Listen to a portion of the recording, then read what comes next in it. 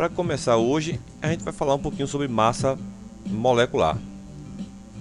Calcular uma massa molecular, pessoal, não é nada mais do que você somar as massas das substâncias, a massa dos elementos em que existe na molécula. Então você tem lá uma molécula qualquer, uma fórmula química qualquer, e você vai lá soma as massas dos elementos. Detalhe, as massas atômicas, né, ou massas molares, que vai ser um outro assunto depois, sempre vem dado em questão. Você sempre vai ter essas massas, esses valores de massa dados na questão. Ninguém precisa estar decorando massa de tabela periódica. E o que acontece? É só você ir lá, faz a soma. Agora tem alguns critérios que você precisa observar. O importante, né, é você ter a noção de que você está somando massas, porque os átomos fazem parte daquela molécula. Então, para que eu vou usar isso? Primeiro, para executar cálculos, né? Principalmente para executar cálculos que você vai ter a relação entre grandezas, mol massa, massa volume, massa massa, inclusive. Então vai ser importante que você tenha essa noção de relação de massas. E, inclusive, é uma das competências para o Enem, para você que aí vai fazer o Enem, tá vendo essa aula também pela primeira vez.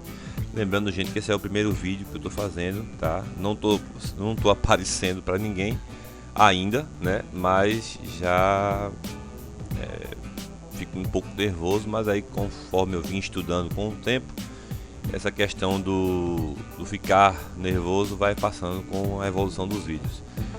Então, o primeiro exemplo que eu coloquei para a gente entender seria calcular a massa da água, a massa molecular da água, tá? Então tá aqui a fórmula da água. E aí a fórmula da água a gente vai pegar o que? A relação de um átomo, ou um U, né? Que é a massa que foi dada aqui, ó, dados H igual a U, hidrogênio igual a U, oxigênio, que é o símbolo O, igual a 16. Então o átomo de hidrogênio seria uma unidade vezes 2 átomos, 2U, né? Oxigênio, 16U, vezes um átomo. Esse umzinho que apareceu aqui agora, ele não existe na molécula, quer dizer, ele tá lá, ele existe sim, mas ele normalmente não aparece, não se escreve esse umzinho que tá ali, entendeu? Você sabe que tá lá porque se fosse zero nem o O existiria, né? É obviamente que se eu multiplicar qualquer número por zero é zero, então o O ia sumir dali, ia ficar só o H2. Então esse U, né? Vou pegar aqui a canetinha. Esse umzinho que está aqui, ele existe, mas ele não aparece, ele é, vamos dizer assim, aquele U imaginário, mas que você precisa multiplicar por ele quando for fazer com 16 aqui, ó, 16 vezes 1, que é um átomo só, para dar 16. No final a soma vai dar 8 unidades. Então veja que a soma das massas 2 mais 16, 2 referente ao hidrogênio, 16 referente ao oxigênio, deu 18U. Somou os átomos, a massa dos átomos tem uma massa da molécula de água. Guarda essa informação, que é essa massa que a gente vai usar lá na frente ainda, tá certo? Quando for falar de substâncias hidratadas.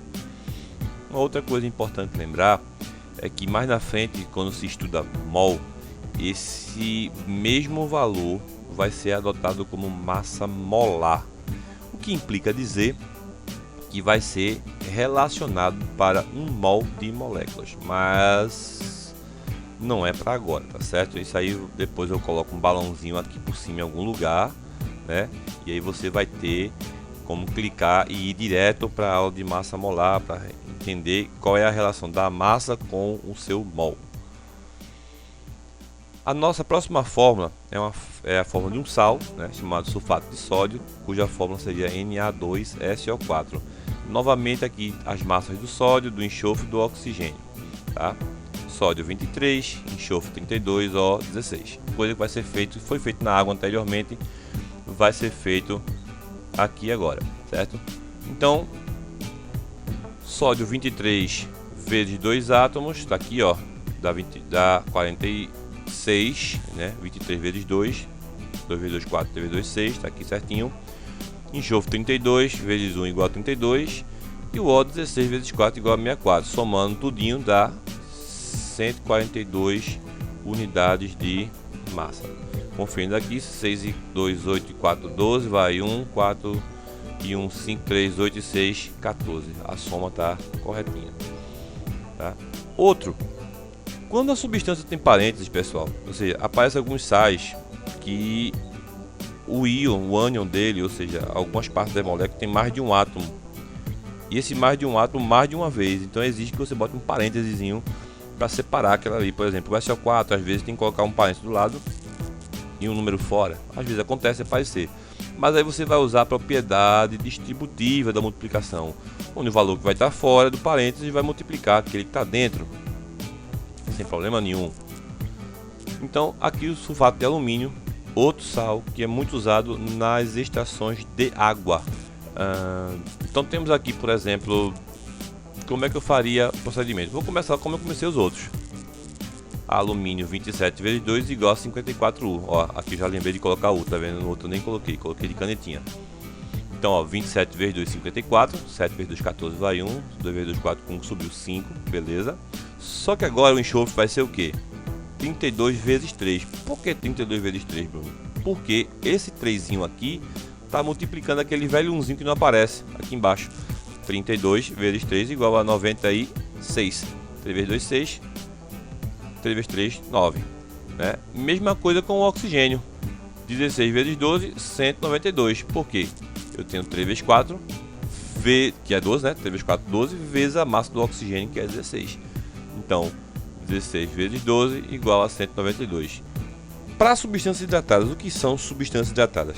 Tem um conjunto, um grupo de moléculas, né? Não é bem um grupo, é uma categoria, uma classificação, algumas moléculas, vamos dizer assim de forma mais simples, que elas são cristalizadas, ou seja, elas são solidificadas, e essa solidificação aprisiona moléculas de água dentro dela. Ou seja, é como se eu vamos imaginar de uma forma bem simplesinha, que você botou numa caçambinha de gelo uma formiga dentro, a formiga congelou dentro da caçamba de gelo, você puxou o jeito lá, a formiga lá dentro, né?